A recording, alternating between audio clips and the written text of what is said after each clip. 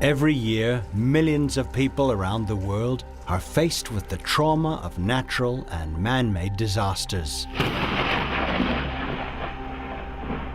The big stories fill our TV screens and newspapers, and we cringe at the sad statistics.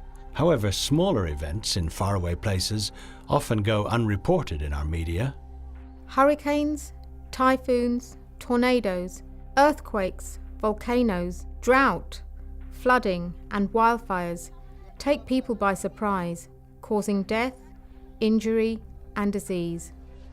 Survivors are suddenly left homeless with all their possessions, animals and crops destroyed.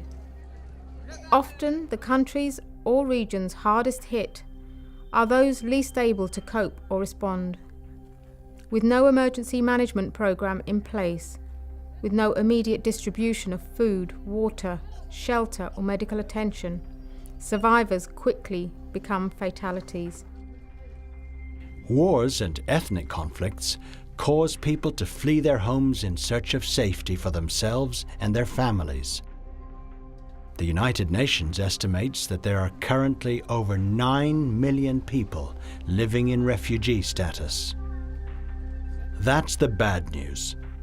The good news is that there are many organizations trained in emergency management that are prepared for an immediate response to disasters, both national and international.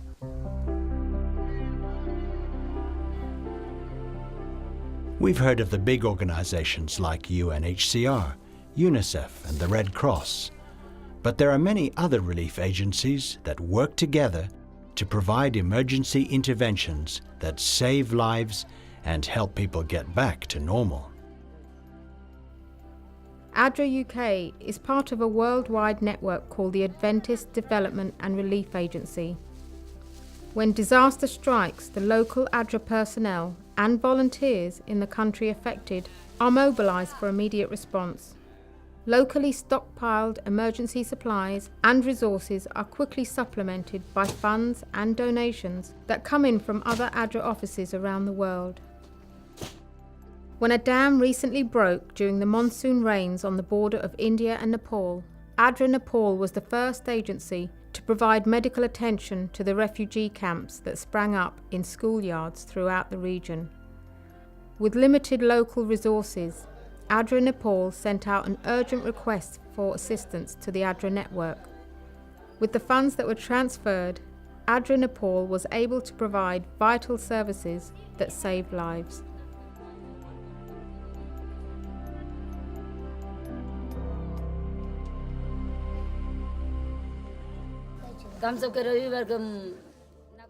On Sunday, some people came to our home and told us that a flood was coming and we should evacuate. But we didn't believe them. We didn't want to leave all of our things and animals for thieves. But then, in the middle of the night, the water started to come and it got deeper and deeper. Once the water level reached about 2 feet, we decided that it was no longer safe to stay and we fled to this camp. We escaped with only our lives. We have lost everything. All of our things have been swept away. All of the food that we had in storage, all of our crops for this year are all destroyed. We really don't know yet how many people have been displaced by this flooding. The region underwater right now has a population of 50,000, but if the rest of the dam breaks, up to 500,000 people will be affected. We are servicing 2,500 people in this camp alone. Up until now, the government has done nothing to help. It is only the NGOs who have come to our rescue. But it's not enough. We need food, medicines, and medical care. I am very thankful that ADRA has been able to spend a couple of days here at our camp with their medical team examining the victims and prescribing medicine. On the same continent, but further south in Myanmar, a recent cyclone challenged a nation completely unprepared for disasters. Fueled by an unusually deep layer of warm water in the Bay of Bengal, Cyclone Nargis rapidly grew into a Category 4 storm before slamming into the Irrawaddy Delta in the southern region of Myanmar on the 2nd of May, 2008. As this delta region is populated with hundreds of fishing villages, built only a few meters above sea level, this was a recipe for disaster. An estimated 2.5 million people were displaced by the storm. With over 140,000 confirmed deaths, and many more thousands still missing, Cyclone Nargis is the worst natural disaster in the recorded history of Burma. The storm came to our village just as it was starting to get dark. The tide rose very fast and my house began to shake in a way that was not natural. I decided that it was not safe to stay and fled into the darkness.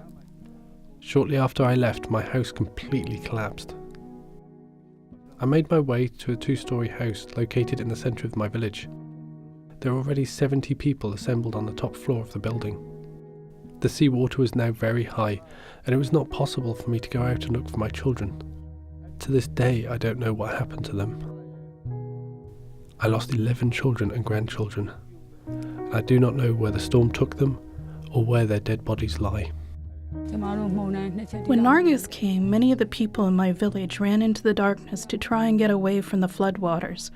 Unfortunately, the fields around here are not any higher than the village itself, and I wondered where they could safely go. In the darkness, I found a small boat and climbed inside, but so many others climbed in with me that it sank. I managed to swim over to a coconut tree and hugged it all night in the wind and rain. Sometime during the night, a boat slammed into me. The force of the impact broke my arm, and I had to hang on the rest of the night with just one good arm. After 2 days, rescue boats came to our village and took us to the refugee camps. I later had to go to Yangon, where the doctors determined that my arm could not be saved and they had to amputate.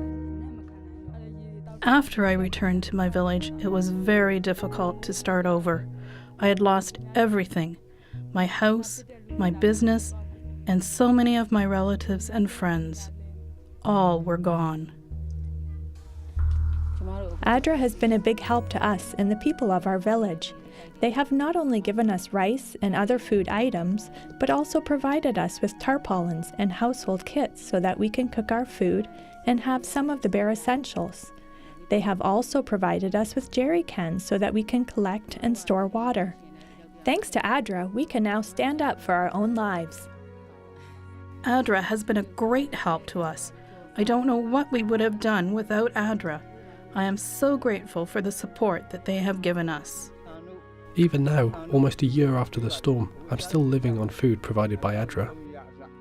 Since my health is getting worse, I also greatly appreciate the medical treatment from the doctors that visit our village.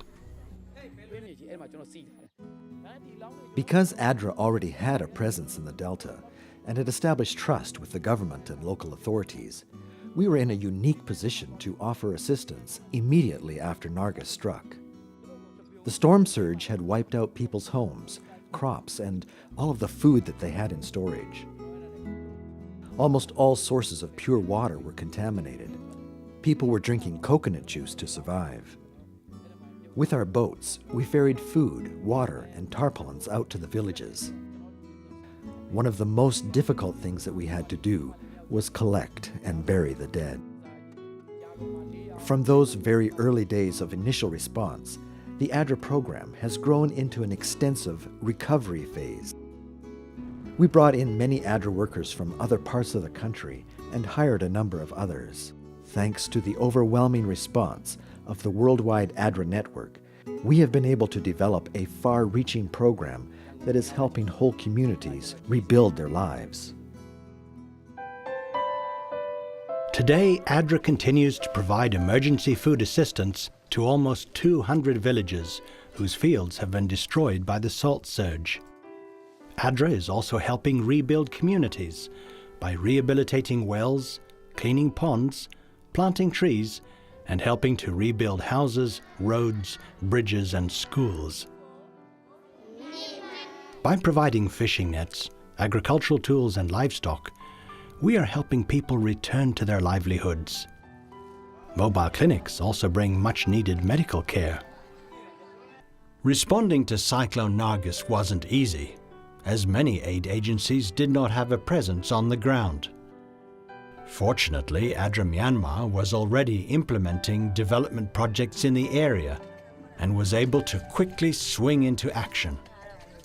With the financial support of ADRA offices around the world and the support of agencies that were not allowed access to the region, ADRA Myanmar was able to be the first responder on the ground, providing assistance that saved thousands of lives.